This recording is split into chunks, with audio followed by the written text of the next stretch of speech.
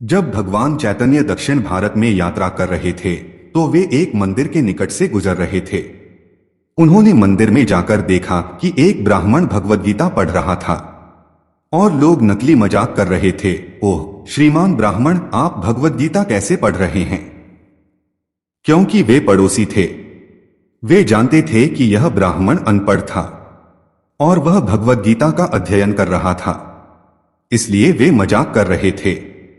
परंतु ब्राह्मण को उनकी कोई परवाह नहीं थी। वह किताब लेकर अपने तरीके से पढ़ रहा था। चैतन्य महाप्रभु ने यह सब घटना अवलोकन किया। वह ब्राह्मण के पास आया। उसने ब्राह्मण से पूछा, मेरे प्रिय ब्राह्मण, तुम क्या पढ़ रहे हो? ब्राह्मण समझ गया, यह व्यक्ति मेरे साथ मजाक नहीं कर रहा है, वह गंभीर है।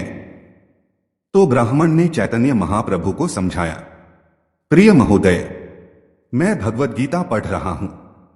दुर्भाग्य से मैं अनपढ़ हूं, मैं तो अक्षर भी नहीं जानता। प्रभु ने पूछा, तो फिर आप भगवद गीता क्यों पढ़ रहे हैं? ब्राह्मण ने कहा, मेरे आध्यात्मिक गुरु जानते हैं कि मैं अनपढ़ हूं, लेकिन फिर भी उन्होंने मुझसे भगवद गीता पढ़ने के लिए कहा है। मैं क्या कर सकता हूं, इसलिए मैंने यह किताब ली है। मैं तो बस तस्वीरें देख रहा हूं, मुझे पढ़ना नहीं आता। प्रभु ने कहा, ओह यह सब ठीक है, आप पढ़ नहीं सकते, लेकिन मैं देख रहा हूं कि तुम रो रहे हो। अगर तुम पढ़ नहीं रहे हो तो रो क्यों रहे हो? ब्राह्मण ने कहा, हां मैं रो रहा हूं, निस्संदेह इसका कोई कारण है। प्रभु ने पूछा, वह क्या है? ब्राह्मण बोला, जैसे ही मैं इस भगवद गीता को लेता हूं, मुझे कृष्ण का स्मरण हो आता है। कृष्ण चालक के रूप में बैठे हैं और अर्जुन सुन रहे हैं। मैं किताब की शुरुआत से अंत तक जा रहा हूं और फिर मैं बस अर्जुन और कृष्ण की तस्वीर देखकर रो रहा हूं। मैं यह याद करके रोता हूं कि परम भगवान अपने भक्तों से कितना प्रेम करते हैं। वह अपने भक्त का सेवक बन गया है। क्या यह आश्चर्यजनक नहीं है?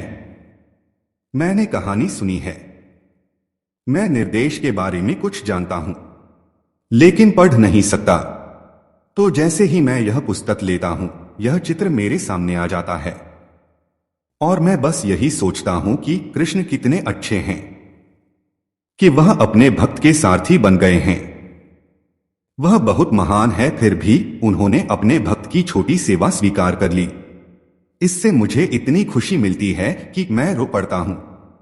चैतन्य महाप्रभु ने उन्हें गले लगा लिया। उन्होंने कहा, आपका भगवद गीता पढ़ना उत्तम है, तुमने तो सार ले लिया। यदि आपको बस याद है कि कृष्ण अर्जुन को कैसे सिखा रहे हैं और अर्जुन सुन रहा है, अगर आपको बस चित्र याद है तो यह पर्याप्त है।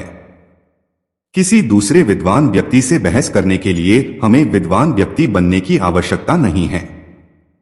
अगर मुझे यह चित्र याद है तो यह पूर्णता है। हमें केवल कृष्ण के बारे में सोचना है। आप किसी भी तरह से सोचिए, वही आपकी पूर्णता है। यही आदेश है। जिसने सदैव कृष्ण के बारे में सोचना सीख लिया है, वह पहले से ही पूर्ण अवस्था में है। यह आराधना है, तब उसे किसी तपस्या से गुजरने की आवश्यकता नहीं होती। और यदि वह इस स्तर पर नहीं आता है तो उसकी तथाकथित विद्वता, सीखा हुआ तर्क, यह या वह सभी बकवास समाप्त हो जाती है।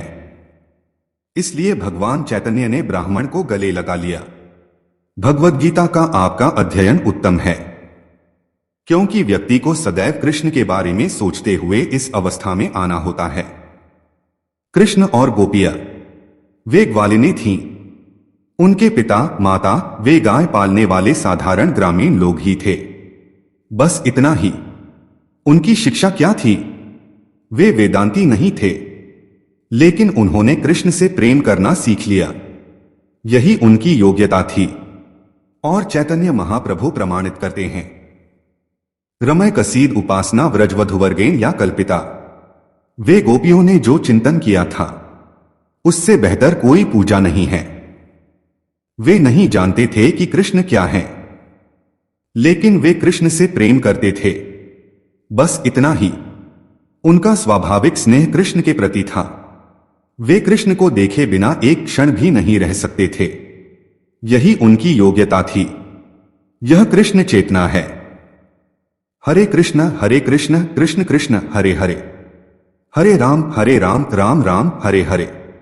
मैं सभी भक्तों से विनम्रतापूर्वक अनुरोध करता हूं कि वे जो नैतिक शिक्षाप्रद कहानियां सुनते हैं उन्हें कृपया आगे बढ़ाएं और साझा करें, ताकि कृष्ण और उनके प्रिय भक्तों के बारे में सुनकर हर कोई लाभान्वित हो सके।